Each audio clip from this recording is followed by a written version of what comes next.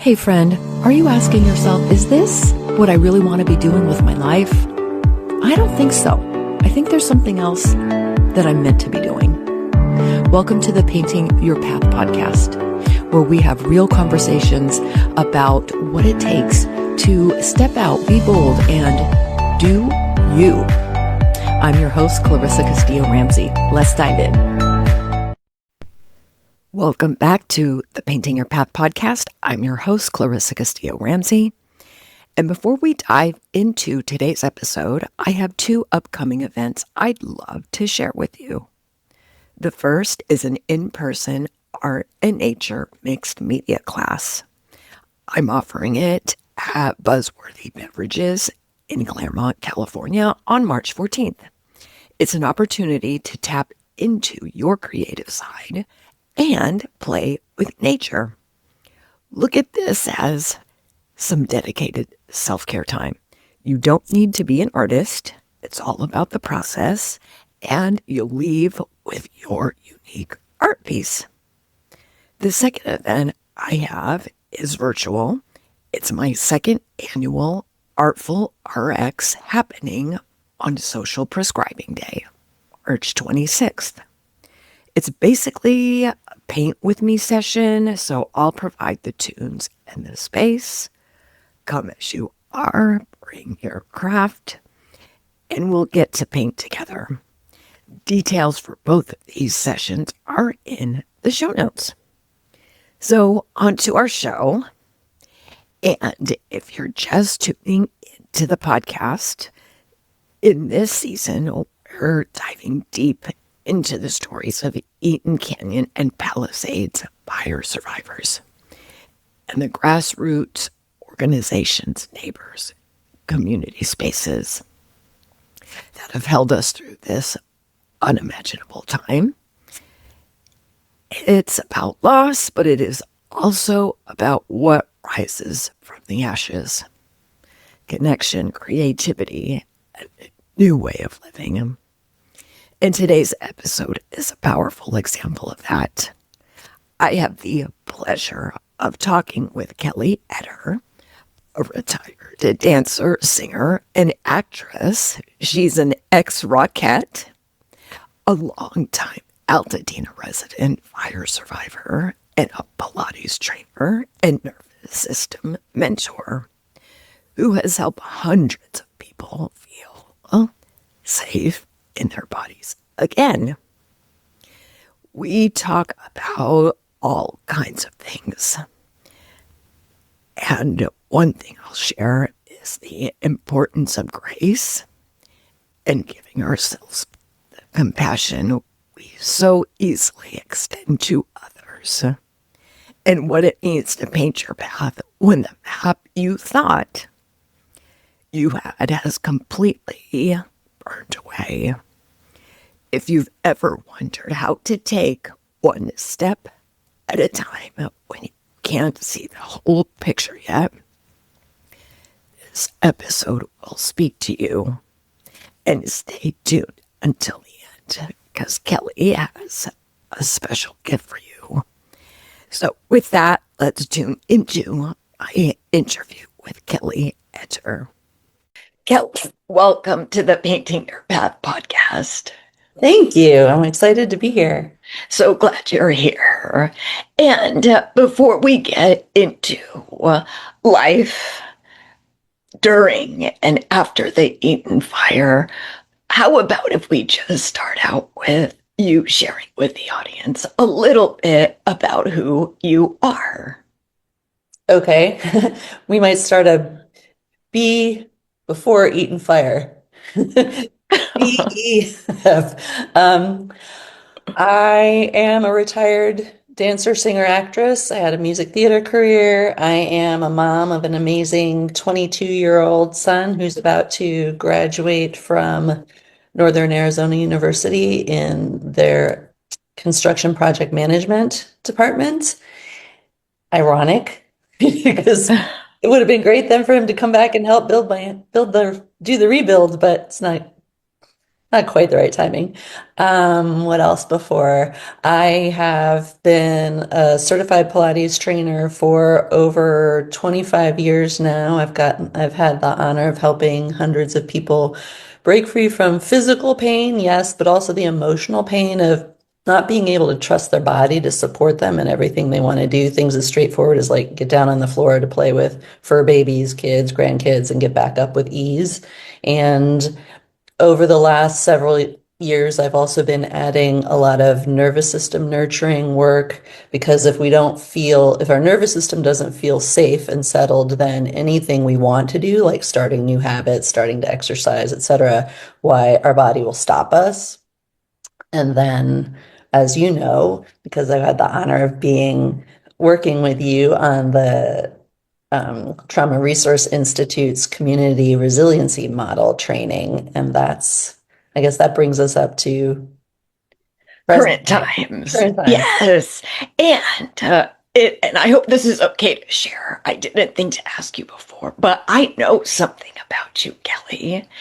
You are an ex Rockette.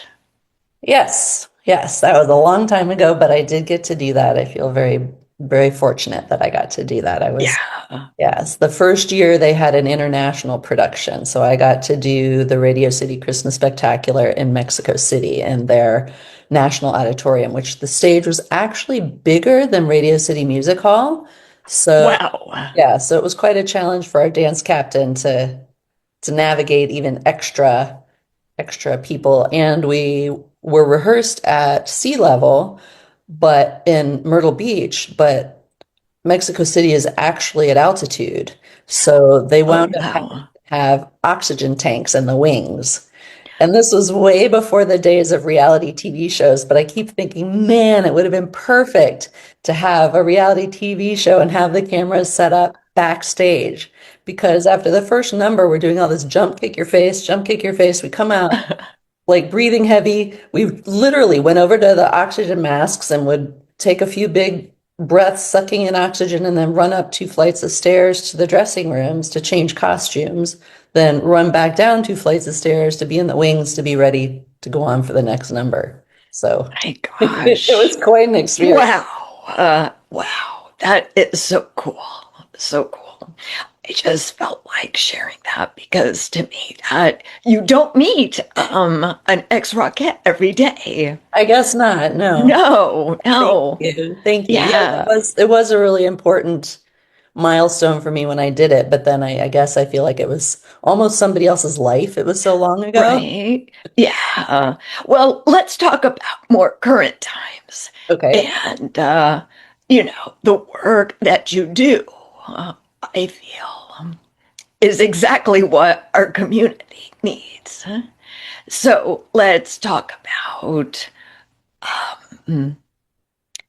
just how are you connected to Altadena?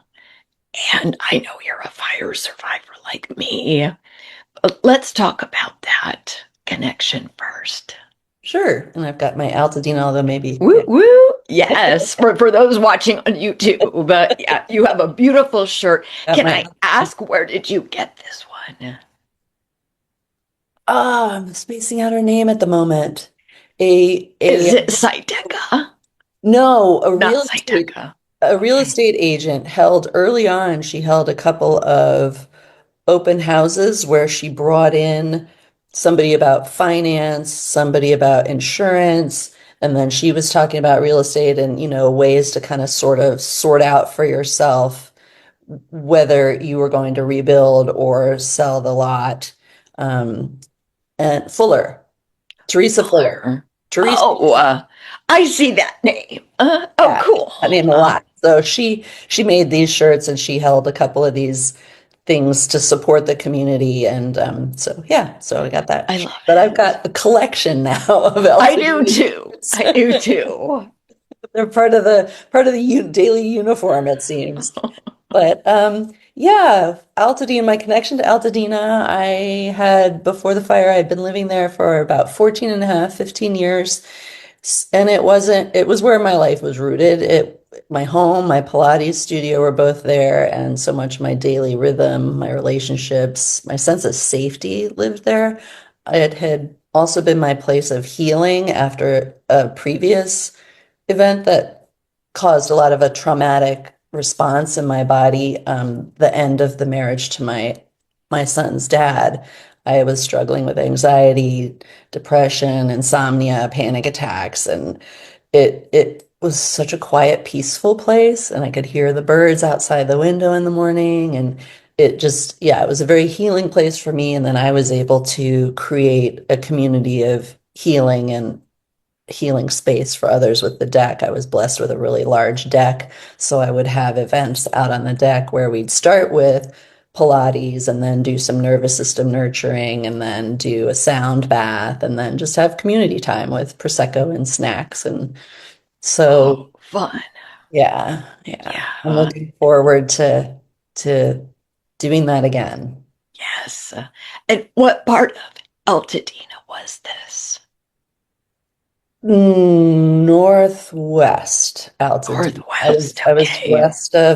I was west of Lake and north of Altadena Drive once it runs Gotcha. west. Yeah. I would One of my favorite things to do, part of my daily routine was to walk up beyond Farnsworth Park to the northern border of Farnsworth Park and then walk down through the park and around and back, make a big loop back to my home. Yeah. Well, I know that, or I think you said you were rebuilding, right? That's the plan. That's the plan. Actually, Great. the plans just got approved, and Yay. yeah, big milestone. The Oh, that's builder huge. said, I believe indicated that they were going to be able to make an appointment next week, the second or the fourth, to pick up the plans and pull the permits. And I don't know that lingo very well, but that's what I got from that. Right. Things are moving forward. Yeah, I'm learning more. I'm still not nearly as learned as would be helpful, but I'm learning a lot more than I ever thought I would want to learn about Right. construction and yeah, permitting and building a home and yeah.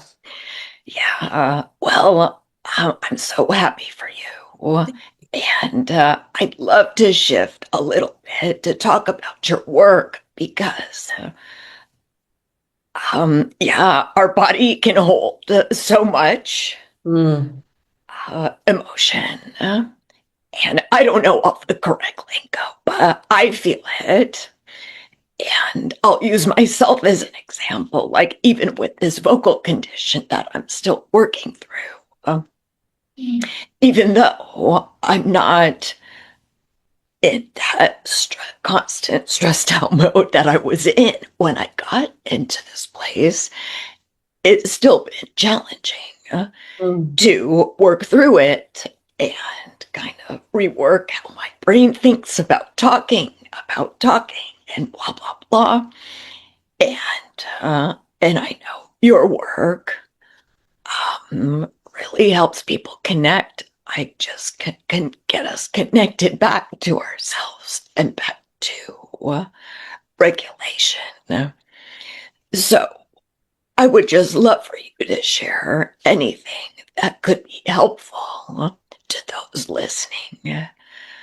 Those going, we're all going through the aftermath, right. but I think your work is so important. So could you just share some helpful tips or thoughts for us? Thank you. Sure, I'd love to. Yeah, actually, right after the fire, I was waking up in the middle of the night, panicked, like the boogeyman was the fire, and getting on Facebook and doing Facebook Lives and just leading people through a vagus nerve toning series that I use that helps me, that I use pretty much every morning, a little bit of a truncated version online. But somewhere along the line, Meta decided that I was breaking rules that I didn't know about, and I got kicked off. So, some of the things that are quickly helpful are looking around the space where you are. You can say it out loud if nobody's around. if you don't feel comfortable saying out loud, why just in your mind, seeing a thing and naming a thing in your mind, it can help calm the nervous system. Taking one's eyes, whatever direction, up, down, left, or right, but taking one's eyes to that direction as far as you can go until you yawn. That helps calm the vagus nerve. The vagus nerve runs from the base of our brain in two branches, behind our vocal cords, and in front of our neck vertebrae, and then down into our sternum, and branches to all our major organ systems. So doing things like a top of shoulder and neck massage, allowing the head to just kind of toggle side to side. We have a whole bunch of nerves in our face that innervate with the vagus nerve. So doing some face massage, doing sounding breath, because again, the vocal cords are in front of the vagus nerve. So I often like turn and look, sniff in, and then pull my hand across several times. You can do a closed mouth hum, you can do an open mouth ha, you can do what's called horselets. Oh, that's my favorite. Even sighing, before I learned about this work, I would notice my mom sighed so much, and I thought, what's wrong? What are you upset about? And now I realize she naturally knew how to regulate her nervous system.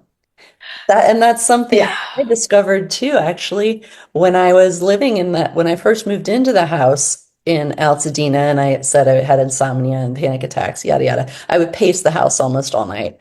But I found myself drawn to the refrigerator and setting the side of my face, like the side of my forehead and my cheek against that cold would help me. I didn't know why, but that's just like I got sucked over there. Right. And now I've learned through the nervous system work had already been playing with, and then reinforced by the CRM stuff we learned about being able to like take a sip of water and,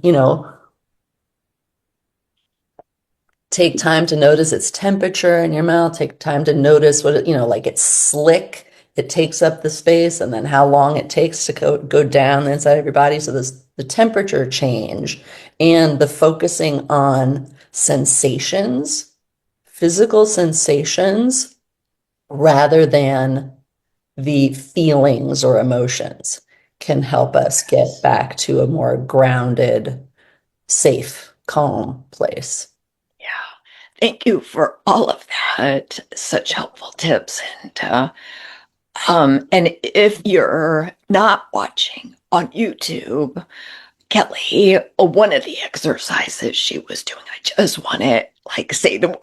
Oh, sure. Yeah, Thank you. I kind of love forgot that. that's okay. I love how you like looked left and right, and how you were it looked like you were massaging your neck Yeah, so when you were doing that. the way I usually cue it if I'm teaching it is, for example, look over your right shoulder, take your right hand and put it to the opposite side of your neck. So your right hand is on the left side of your neck, and your hand and your face are going to kind of be like two ships passing in the night. So you take an inhale, and then on your exhale, you drag your fingers across your throat to where your head came from, and now you're looking where your hand came from. Yes. You leave your head there, and then put the left hand on the right side of your neck and drag across. Yeah, that's a good one. I haven't done that one. And I I really will, like that one. I'm going to add that to my toolkit. Cool. And just something about sighing. I sigh all the time. I just like, and there's not necessarily anything wrong, but it's funny because my husband's like, what's the matter? And I'm like, nothing, Nothing. nothing. I'm just breathing. I'm just letting out a sigh. Yeah, so funny. Well, and Kelly and I I think we met at the Eaton Fire Collaboratory, if I remember right. And we met through the Trauma Resource Institute and got to do a session for our Altadena community. Yes. And we are planning to do more of these events together for free of charge to to to Eaton fire survivors, to the Palisades folks, if they want to come out this way, just to um, just to help us self-regulate and build our resilience. And I don't know, I have noticed that since the Eaton fire, our community seems to me has gotten even stronger. And I'm curious, Kelly, if, like, what are you noticing in the aftermath? And are there any groups that you have met with that you'd like to share with us? Any resources that we should know about to help us work through um, this time? Sure. What's coming up for me as you say that is, yes, I feel like the community has gotten even stronger, has gotten even more tight knit. I mean, one of the things I loved about Altadena was the community, the values of authenticity, creativity, and connection. There were people that always walked their dogs at about the same time in the morning. And so there was this big dog group. And so we met over Zoom for quite a while right after the fire.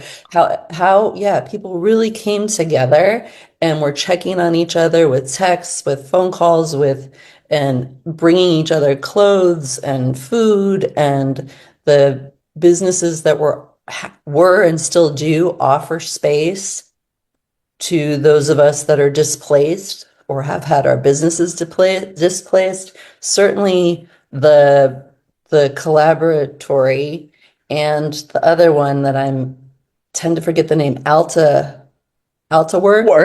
Alta yes, Works. yes. Yes, Samira and Freddie, yeah. yes. I mean, just the amount of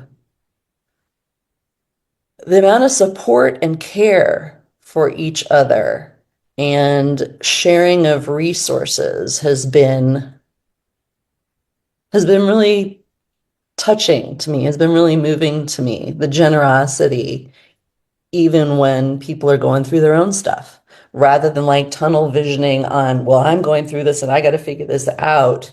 The care for and concern for others who've gone through the same thing. And I think there's something about, not to exclude anyone, because any traumatic experience can cause an ability to connect with others who've had a similar experience or who've just gone through trauma. But there's something about that event that we got to co-facilitate, our small group, that seemed to come up multiple times, was the incredible importance of being in a group of people that have experienced the same thing, being able to be accepted and supported wherever you are on your journey. Some people, they might still be grieving. Other people, they might be moving on, or their grieving hasn't started yet.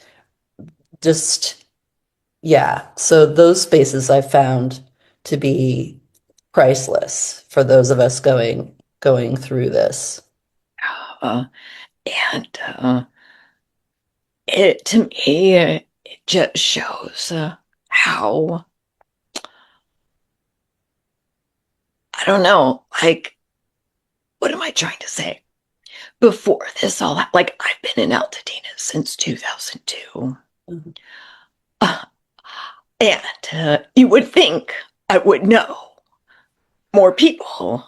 Right? And no, I really have met so many amazing folks only since this horrific tragedy happened. This is the silver lining for me. It's just like I met you, and I've met so many wonderful people, and I'm just so proud of Altadena. Yeah, me too. What you said completely resonated with me. I had told myself when I moved there, I'm tend to be an introvert and relatively shy and have been one of those not really speak unless spoken to. And it's not intentional. It's just a shyness. And I've been working really hard at moving through that. And I've made a lot of progress, but there's certainly always room for improvement, in my opinion. But so, yeah, I only knew a handful of people, my neighbors to either side and across the street, and then the people I ran into on my walks. But I know a lot more people now, and I've met, like you said, so many amazing people, such kind-hearted and caring. Yeah, people. Yes. And I'd love to hear what are some of your favorite places in Altadena, whether they're still there standing right now or not, because I don't know, there's just power in naming. Yeah, I guess that's true. I have a hard time naming specific places. It's just it feels like Altadena itself is the answer because of its placing value on authenticity and creativity and connection and the things I said before. Certainly El Patron is a favorite Yes. for me. I loved, but it was already gone, unfortunately, Amy's Garden Cafe. Yes. Um, and a newer place that I'm so glad survived the fires, Adelaide, the gift shop. Me too. That's right by my house. I could Ah, walk there. Yep. awesome, awesome. And the woman who owns it, Angela, is actually my neighbor to the north. So I got to know Oh, her wow. before she opened the shop, and I've gotten to see the shop. Just wow. It's such a, Oh, I walk in and I just go, ah, yeah, me it's too. a place. It's a And feel good place. it really is. And she's always got Marika. Do you know Marika? She's Altadena Candle Company. Oh, She's okay. always got her candle burning. Candles. I've purchased her So, candles for people. yes, yeah. And she's on the podcast too. Oh, great. So, yes. And so Wait, Marika or Marika. I'm trying to get Angela to say okay. yes. I've hit her up. So Angela, if you're listening to this, Yeah, Kelly and I give her a nudge. want you on the podcast. Exactly. Exactly. And her flower arrangements are Yes, amazing. gorgeous, gorgeous. Yeah. Well, Kelly, as we look at the time of this recording, it's still very early in the year. So I'm curious what you're excited about for the year ahead.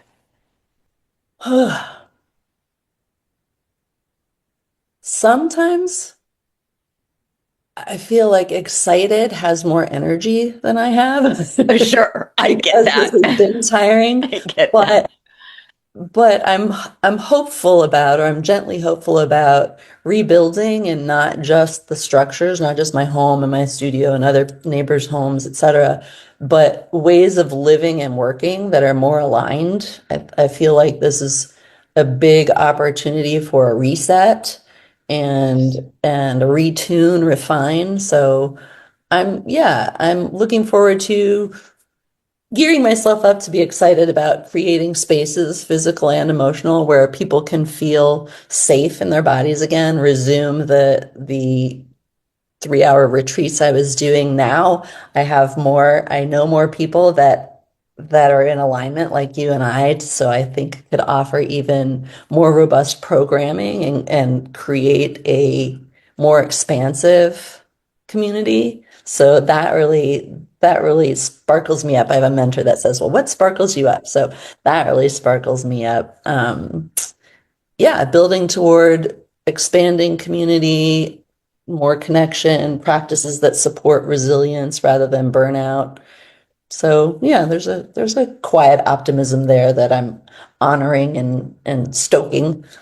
I love that. I love that vision, and I love collaborating. Me So too. I'm just gonna say it. Looking forward to more of our collaborations, Me too. Me however too. they continue to unfold. Well, that was such a, yeah, I think they'll definitely unfold and we'll have many because that was such a comforting thing to me too is the fact that we hadn't met each other and we were assigned to be partners at that event, the 1 year mark. And I felt like it was just this really smooth dance back and forth, one lead, then the other lead, then we both support as the community had their time to share what they needed to share. And so, yes, I'm I excited. felt exactly the same. It was seamless. Hmm. Yeah, it was really, really great. Well, Kelly, before we transition into what I call rapid Q&A, is there anything else you would like to share with the audience? I think the importance of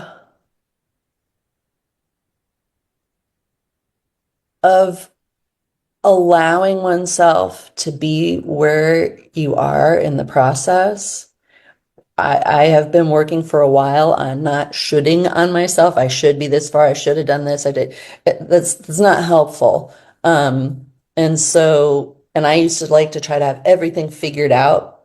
And I thought I had everything figured out, right? I was humming along and then the fire, boom. So what's helping me, and I would hope helps others, is giving oneself grace, as much grace and compassion as we seem to be able to give each other with where we are in the process. And then just, even if we don't know 3 steps ahead, just take the next step we can see. And then it will become clear, maybe not as quickly as we want, but if we can just breathe, take a walk in nature, whatever helps you kind of lose track of time, I think is a really good thing to make sure you give yourself to restore, to help with your resilience. So if that made sense, why, yeah, just one step at a time, taking the step before you know the next the step that's four paces down the road. You know Yeah, what, your the title of your podcast, the painting your path, made me think of when I was thinking of painting and brush strokes and how do I know the next step? What don't we need a map to know where we're going? But then again, when we think we do that, like I said, when I thought I had it, it changed. The rug was pulled out from under. So it made me think of when I was a kid, there was paper that just had these little dots on it, and you got a paintbrush that you just put in water. And as you put strokes on the paper, the picture emerged. yes. And it feels like that's kind of like what we're going through now, or a way to look at what we're going through now so that it's maybe a pleasant surprise as this starts to become part of the picture. That Right. starts to become part of the picture. Yeah, beautifully said. Thanks. And I especially love what you said about giving ourselves grace and compassion. Because it's, I don't know, sometimes easier to extend that to other people than ourselves. Mm-hmm. I've certainly Yes. found that for me. Yeah, Yeah. me too. Okay, Kelly, let's do some rapid Q&A. Okay. So these are just fun, simple questions so the audience can get to know you even more. So I'm always curious in the morning, what do you prefer? Coffee or tea or something else? Tea. Tea? What kind of tea? Usually Lady Grey or Earl Grey. Ooh, what's Lady Grey? I've never heard of that. I should know how to answer that. There's just a little something different. Instead of the bergamot, or in addition to the bergamot, there's some other, maybe it's lavender, or there's another very light hint of another flavor Ooh, there. I'm gonna have to try that. Yeah, Uh, that was one of my favorite things to do in my home. Was there was a big front living room window, and there was a big bougainvillea that arched over the door to the path that took you back to the studio. So I would sit there with my cup of tea and my morning reading and hear the birds, and yeah. oh, nice, lovely. Um, do you have a word or phrase of the year? Hmm. Maybe resilience. Resilience. That's a good one. That's a good one. How about a current obsession?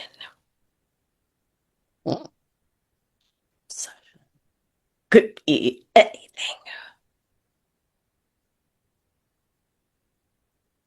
Well, two things that I do very consistently.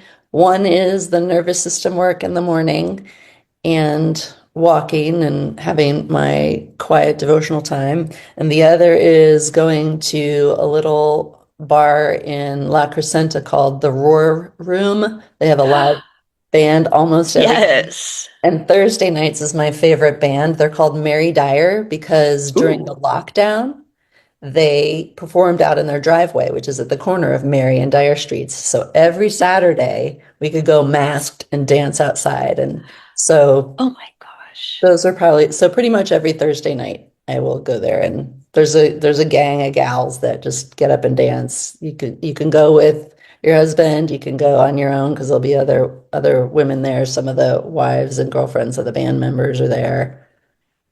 Nice. Awesome. What's your favorite color? Yellow. Yellow. Oh, so bright. Hmm. Yeah, and happy. Yeah, as a kid, my mom told me, I don't remember because it was like toddler years, but I had a Lello Banky and it was a yellow Oh, blanket. cute. Super cute. How about if uh, if you could meet anyone for a cup of coffee, anyone living or no longer with us, who would that be? Wow. God. God. Ooh, good one. Good one. Where's the best place for people to connect with you, Kelly? At my website, kellyetter.com is probably the best place, or can email me the numeral one and then xrockette, EXROCKETTE at gmail.com. I'm also Awesome. on LinkedIn and Instagram. Great. And we'll have things in the show notes. Oh, yes, and I believe I'm sorry. Oh, I was going to say, I think we're headed in the same direction. I think you have a free gift Yes. for our audience. Do you want to talk about that? Yes, it's the link to a nervous system nurturing. Just tame your neck tension in under 6 minutes. So it's a video that I'll walk you through a very brief under 6 minute practice to help release tension and then you have access to it. You can work along with it whenever you need it with enough practice. If you do it every other day or every day, why it won't take long before you don't even need to use the video. It'll just be in your muscle memory. Love it. Thank you so much for that. And we'll have the link. Okay, And thank you, you. and this is the last question, but Okay. you kind of already answered it. Oh, So let's see if something else pops up. okay. I ask every guest this question. The name of this podcast is Painting Your Path. Mm. What does painting your path mean to you? Right now, it means honoring where I am instead of where I think I should be, because I've been working on getting rid of shoulds for a little while now. It means choosing